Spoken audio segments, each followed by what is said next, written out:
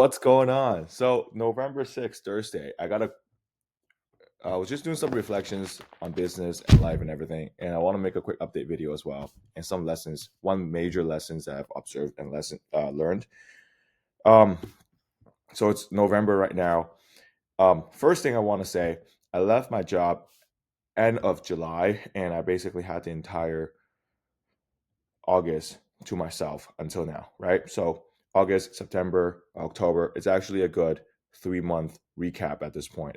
We're going into the fourth month, and first week of August, which is the first week of me restarting my business journey, I injured my back. I was laid down for a whole entire week. I couldn't do shit, but looking back, that was pretty cool. By the way, excuse the eyes. It was already small, but it's even smaller today because there's some type of allergy stuff going on here. But let's get it started. So first thing I want to say, I worked for my previous job for I think a good 8-9 months. Okay, I think in the past 3 months I have learned more. In the past 3 weeks, the most recent 3 weeks, I've learned more in the most recent 3 weeks than I have learned in the entire 9 months I've been working at that job. Okay, let alone the 3 months I've had. So I think men's are, especially for myself, is it's pretty interesting in the sense that you know to feel happy and fulfilled for someone like me is to do hard things, and it's just doing things that it's just doing things that are challenging, and it makes you feel like during the moment it's difficult, and bro, we went through so much struggles during. It was so painful, man, as we struggle to get results for our clients. But at the moment it was annoying, it was painful, but I saw the end to that. And then now looking back, it's like you learn so much, and this is the only way for you to actually feel like you're maxing out your potential. And I think that's why I'm enjoying it, even though it's painful. It's not fun. But when you do hard things, you're constantly learning, and when you're constantly learning, you're constantly getting beat down, and constantly learning, getting back up, learning. You actually feel like, okay, you are maxing out your growth potential. And it's kind of proven true, because when we look back, like the past, like I said, 3 weeks, we've learned more and achieved more than I have at the job, the 9 to 5, for 9 months.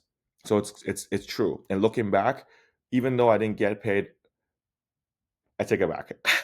I wanted to say I didn't get paid as much money, but I have if you divide it by month. um, but life was definitely not as good, because when I worked the 9 to 5, I had all sorts of freedom. After hours, I did whatever the fuck I want.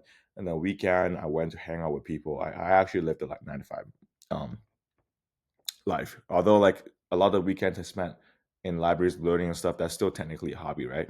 But anyway, like I had the freedom to go drink and do other shit if I really wanted to, and I did some of the times. A lot of times, like after hours, I just hung out. I didn't do much. Versus now, I'm working. I'm maxing out my schedule.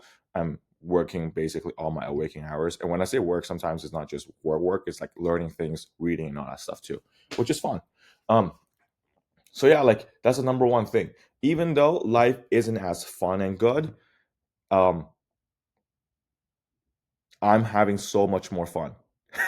I don't know if that makes sense. Life is much more boring, but I'm having so much more fun, and I'm enjoying it so much more. It has less stability for sure. It has less certainty. It was filled with fucking struggles, and it was filled with like the market beating your like punching you in the face. But I've learned more. I'm having more fun, and I'm feeling more fulfilled. And I think that's like I'm not sure if every man is like this, but I think a lot. That's why I don't resonate with a lot of people, because a lot of people, like when I was working at the bank at Bank of Montreal, there's like a 4 month or a couple week training period where they sent you to a training center, and essentially like you were going through lessons and lectures and shit, which weren't very practical. And long story short, everyone recognizes that those 4 weeks as going to one foreign location and just have fun and just waste time, and just but you're getting paid for it. But truth to be told, I did not enjoy one single day there. When I was there, I felt like I was wasting time. I kid you not. I think I was the only person like that. Probably like a few more, I don't know. But I was like that, and that's why I didn't resonate with people. I don't like to have those type of fun. I felt the only way for me to have fun back then was to actually have sales conversations with my customers and then actually closing deals. That was fun to me. But going away, wasting time, etc. To me, that was a waste of time. To some other people, oh, but you're getting paid anyway, it doesn't matter. But I think the same logic applies here. Like sometimes you have a 9 to 5, it's a chill life, but it's a chill life. But it's not a life where you're maxing out your growth potential. It's not a life that you're actually doing things, achieving things. That's fun to me, regardless of the money. So that's the first thing. Like, so I think as men, bro, like you have to do things that's hard, not necessarily hard, but you want to do things, follow your intuition, follow your heart, and follow your gut. I'm a freedom fighter. I don't like to follow blindly, specifically people that aren't very competent, and I don't like bureaucracy and all these stuff. And like, these are some of the reasons why I left my job, and I didn't like being slaves. But anyway, like I said, I'm having so much fun, and that's one of the observations I got. Quick update: we've been out for 3 months now. I had a monster month in October. I had a 5-figure month, so it was a monster month. Um, I hope that one day I'm gonna look back and be like, dude, that was nothing. And I think it is. I think it is nothing. It's not that special. It really isn't that special. But when you haven't reached a certain level and you cannot even fathom the level of success that's out here, like what's possible, then you're gonna feel like you're at a certain type of high, which you are, at in your journey and career. But that's why you feel good for a little bit, you put your head down, you go back to work, and you deliver. That's what I've been doing.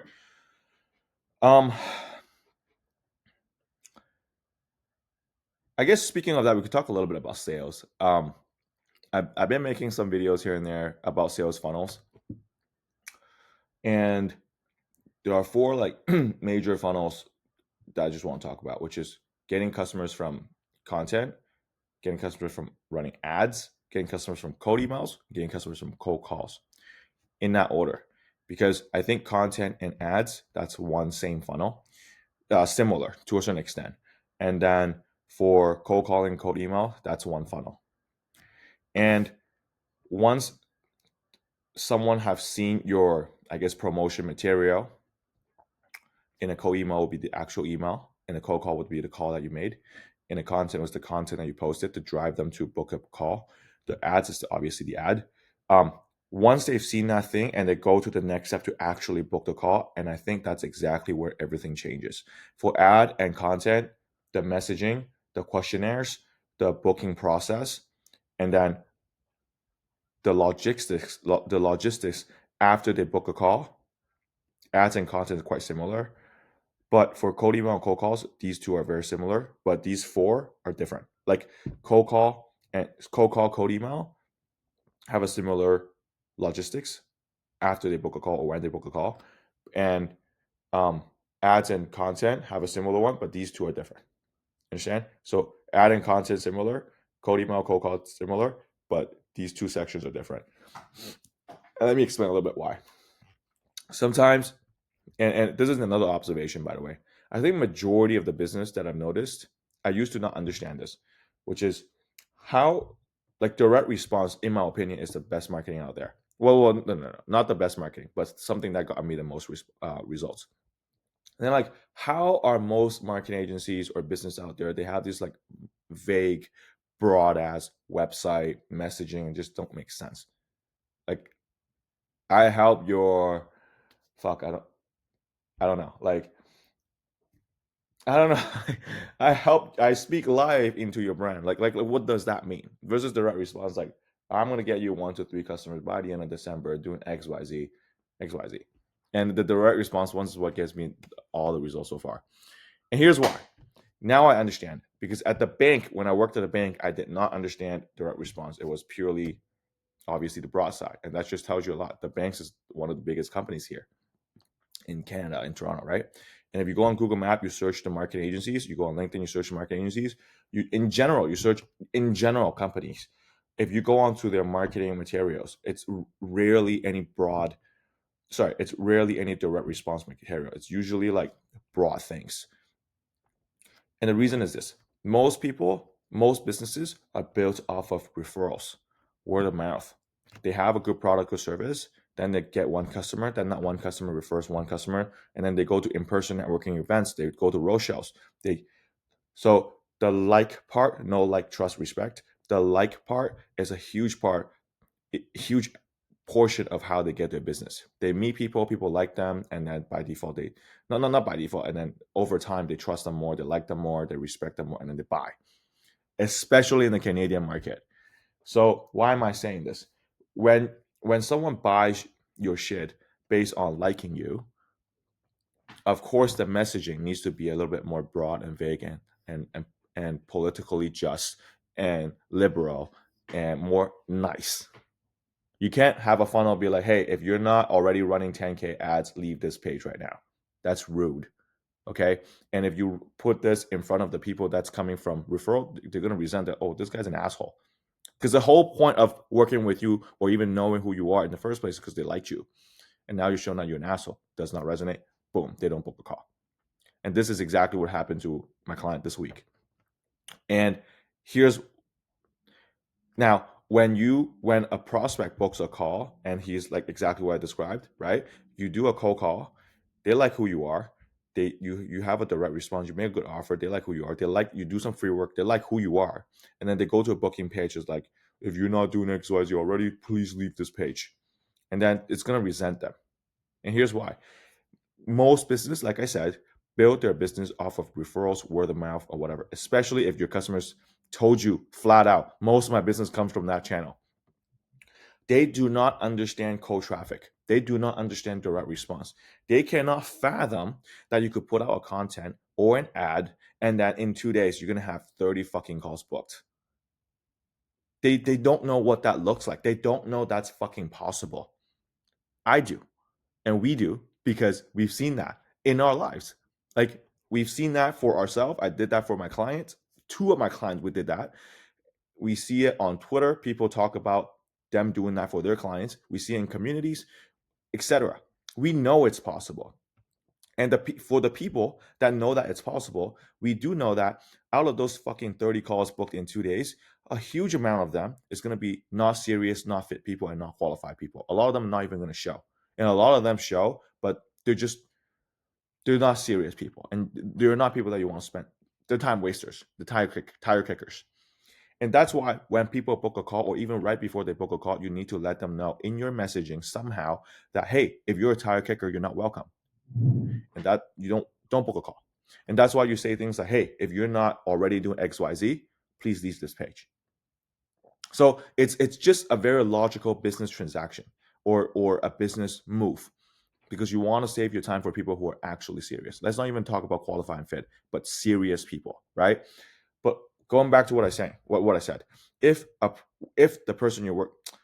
prospect that you're speaking to, if their business comes 99% from referrals and things, they don't know ads and content have this power. They don't know. They can't even fathom. So when you put out, they don't know why you're saying this. Like, hey, if you're not running 10K in ads, leave this page. The only conclusion that they come to is that, hey, you're saying that because you're a piece of shit, you're an asshole, and you're mean, and you're rude. I don't want to work with you. You don't fit my culture. Make sense? So that's why when you reach out to these people, you need to run a different funnel, especially when you cold email and cold call them. Because a lot of the rich people, honestly, like qualified people, quality people, you do reach them using cold email. I don't know about cold emails, but cold calls. I reach them using cold calls. But the people that book calls using content and ads, you could feel free to do that. Because another note, cold call, cold email, you decide if you want to reach out to this person. And before you reach out, you already have a specific offer for him. You already have a specific procedure to qualify, disqualify. You decide if you want to book him a call. First of all, you decide if you want to call them, reach out to them. Second, once you have a conversation going, you decide if you actually want to book him. So the qualification process is done anyway. It's already by default, this person, by the time that you get to booking a call, that person's already proven to be serious. You have decided that he's a serious person, at least for what you want to know right now. So then you don't need to disqualify them using the booking form or the nurturing sequence. You don't need that. That person is already qualified and fit. Well, no, serious. At least they're a serious lead. So you don't want a messaging to resent them. So that's why the messaging is different. But ad and content, you have no choice. Meta put your ads out there. Google put your ad out there. It's not necessarily, you can't control whether they're going to book a call or not. So yeah. So then when they book a call, when they decide to book a call, you need to be upfront about the disqualification process. And if you have ran ads and content before, you know a lot of people, I'm not sure if I should say most people, but a lot of people are not serious people in this world. If everyone was serious, then everyone would be rich. It's not the case. Most people are below average. Most people are average. Average people aren't that serious. So that's why you have to put a messaging out there to disqualify the average people. And out of the 100, maybe you have like 5, 10 very serious people. You want those people to get through. And when they see a form that, hey, this guy doesn't work with not so serious people, but I'm a very serious guy, it's actually going to motivate them more to show to the call. So you see how like content and ads have a different funnel, and cold call, cold email would have a different funnel, because the logistic, the client journey is just totally different. And where they're at with their heads, where you are at the qualification process is totally different. That's why you need to have a different funnel. That's one thing. Another thing I learned. Shoot, man. So, like I said, we're having a good time. Let me see. In the last 3 months, I basically tried. I had 4 different customers, and then I tried getting customers for myself 2 different times. So I'm going to dissect them into customer 1, customer 2, customer 3, customer 4, 5, 6. So the first customer I had was completely free. Completely fucking free. Then the second customer I had was, I got him through cold call. Not free. He paid a small setup fee. Then the last customer I got right now, not only he paid a setup fee, he paid like a 3-month fee to work together for 3 months until we reach a certain result. Okay? So as you can see, obviously, the third customer paid the most amount of money. Why am I saying these things? The first customer had no offer, does not know how to does not know shit about shit. I don't want to say it like this, but just not very familiar with cold traffic in general. Had no offer. So like I had to make an offer for him, which is totally cool, of course. But he's not willing to test offers to a certain extent. Like he's not willing to put a guarantee in place, not willing to do free work, not willing to do any of these stuff.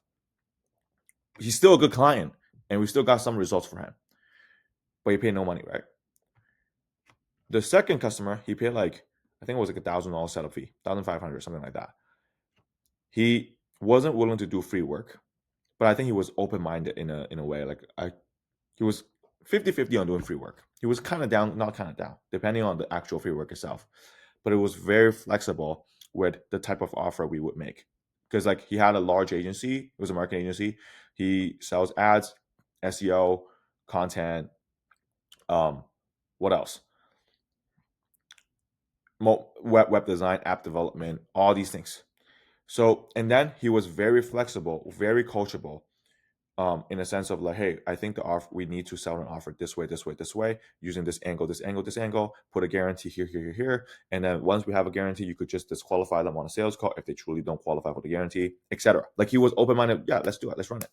He paid $1,000, 1,500. But he was not that willing to do free work.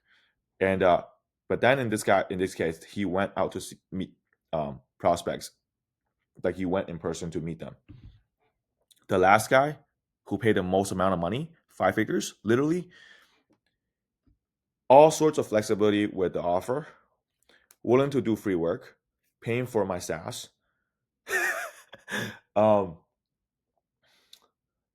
he's running ads too. So what am I trying to say here? This is absolutely ironic. You would think the customer that pays the most money would be the guys that's doing this. Hey, David, you're just going to do everything. I'm not going to do anything. I'm just going to sit around. I'm just going to fucking whatever. But it's the opposite. The guy that paid the most, he's contributing the most input as well. He's running ads. He's showing up to all the sales calls. By the way, the second customer, I booked him so many fucking calls that at the end, he didn't want to show to them. He wanted me to go to the meetings, which I went to all the meetings with him. But at the end, there was like a meeting that I went by myself. And he got too busy. He got to, long story short, he didn't get to go. Right? So, you know what's crazy? First customer paid nothing. Didn't want not much flexibility with the offer. Some flexibility, but not much. Not willing to do free work. Not willing to put guarantees on.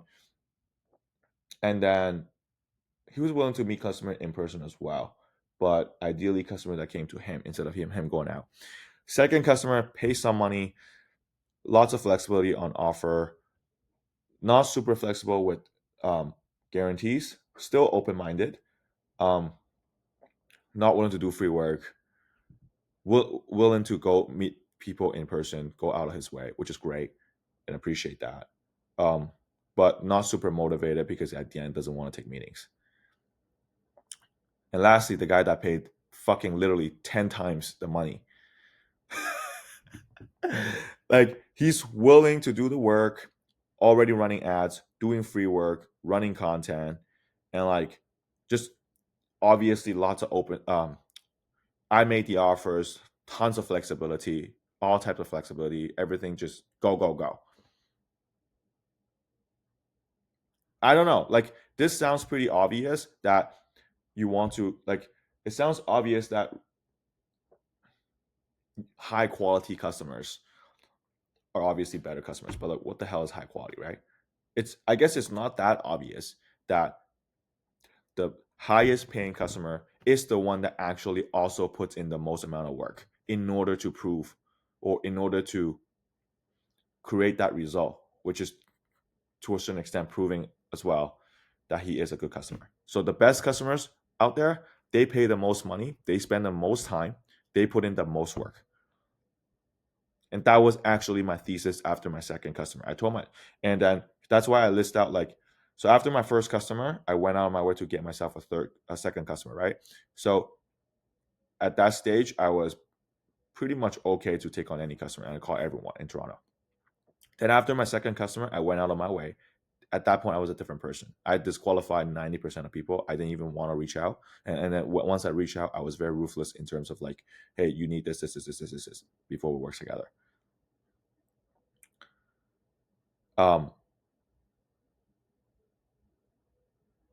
So yeah, sorry, lots of words. Again, you would think the highest paying customer would be the one sitting around, hey, I paid you all this money, you gotta do everything, I'm not putting any time, I'm not putting any work, I'm not gonna contribute anything, you're just gonna do everything for me with a crazy guarantee. It's literally the opposite from my entire journey right now.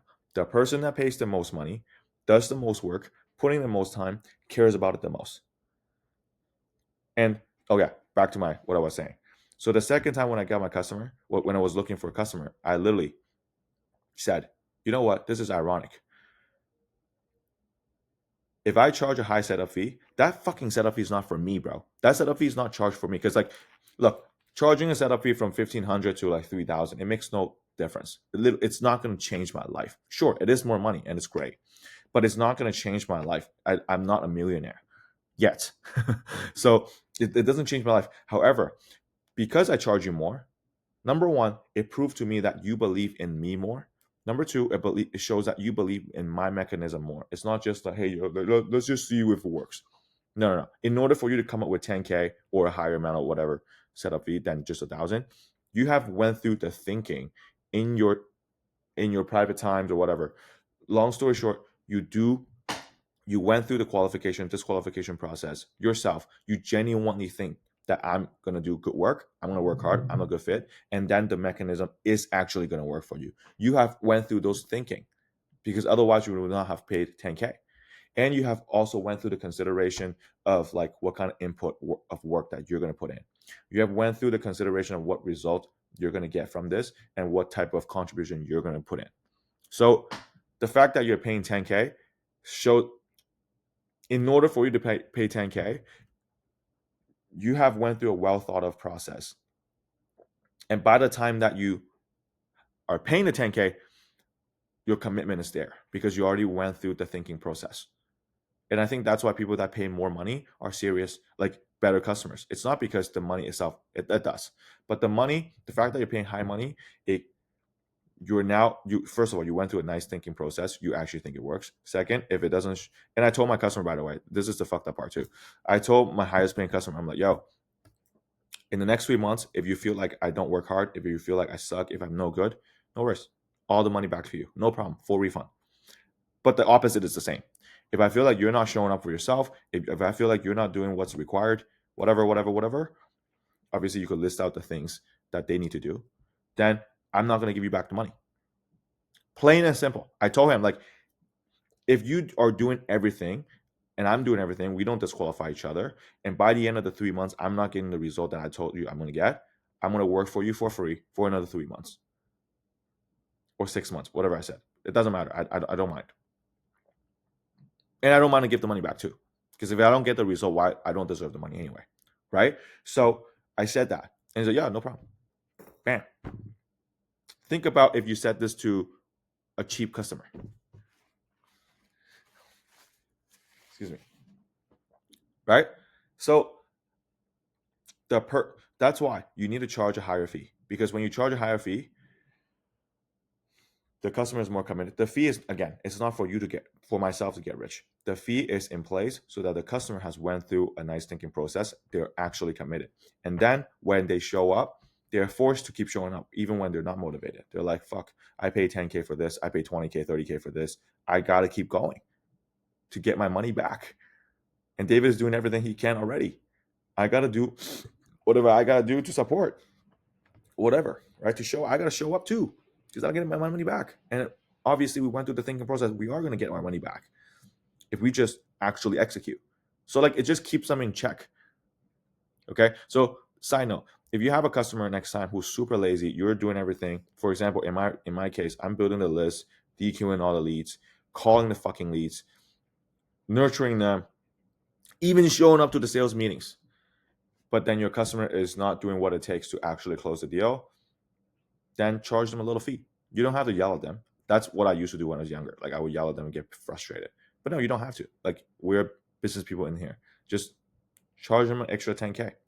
Charge them $2,000 extra. Just tell them, hey, we got this result. Are you happy with the experience? Okay, why do you think we're not getting XYZ result? That's exactly what I did. Okay, so to continue with this, let's do a monthly fee, $2,000, $5,000, whatever. Just charge them a fee, charge them some money. And then when you start charging people money, they're going to take themselves very seriously. They're going to take you very seriously, but most importantly, they're going to take themselves very seriously. And that's when they're going to commit it. That's when they're going to do what it takes to be a good customer. So yeah, so huge lesson here. Let me see. What else do I want to talk about? And so far I've basically had like 5, 6, I don't want to say projects, but in this entire business, 5, 6 things I've struggled and gained results on. And every single one of them, I've learned more. And it's just a matter of time for my business to go crazy. It's just what it is. I'm going to be a millionaire. Like, undoubtedly. I don't know when, and I don't know how. It doesn't matter. But it's just a matter of time. Because if we look back at these 5, 6 things I've done, every single one of them, I've learned something. And then every single one, I've done the thing more smoothly, more confidently, and quicker and faster than the previous one. Like, delivering for my second customer was so much easier than the first one. The third customer was easier than the second one. So I guess you just have to keep going.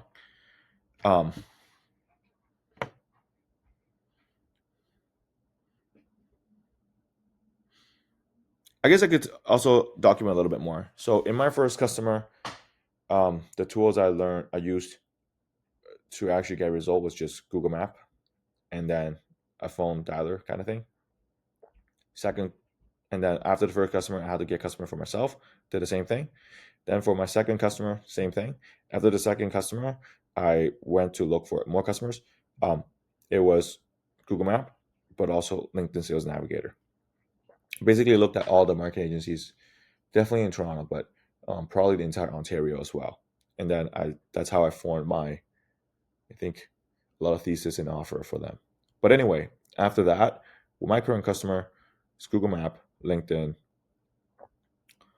and then now Favicon, and then a little bit of Instagram, half, and then Clay. About to learn and use Clay. It's gonna take it to a whole another level. Very excited, as you can see. And I think I will be using Cursor as well. But as you can see, like you just end up learning more, and you just end up doing more, and you just end up being more capable. And looking back, my schedule is different. The way I run my life is different. The systems are different. And it's just so much that you learn in business. It's just so worth it. It's so tough. Even right now, it's still tough. But I hope that when I look back in 6 months, another 3 months, or 6 months, or a year, that is still a good smile on my face, and that, hey, let's get this progress. So I think we're going to wrap it up.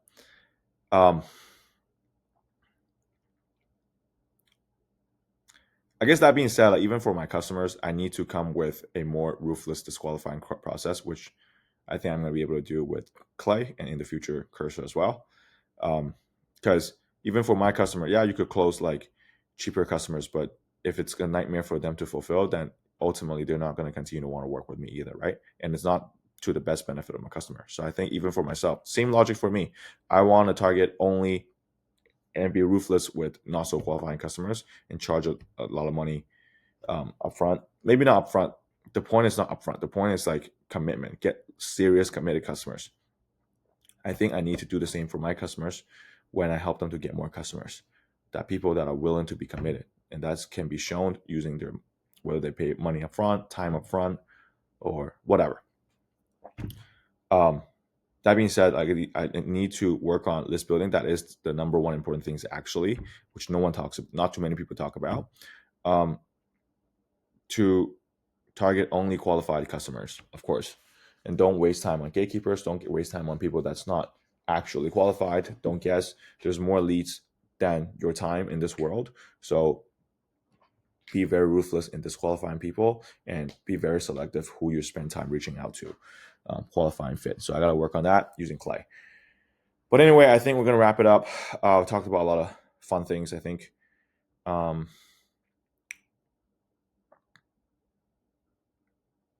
Yes, sir. Be a useful guy. Do hard things. Keep showing up for yourself. Do a lot of thinking.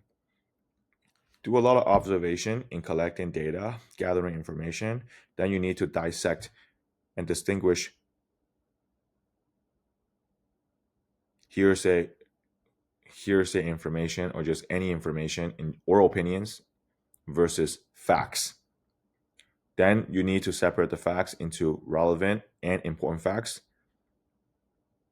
and only focus on those. Anything that's not facts, anything that's irrelevant or unimportant facts, you ignore. You focus on the relevant and important facts. Then you do a lot of thinking to make your decisions, to make your game plans, action plans, strategies. Then you put your heart and soul into executing, and that's the action part, and doing it.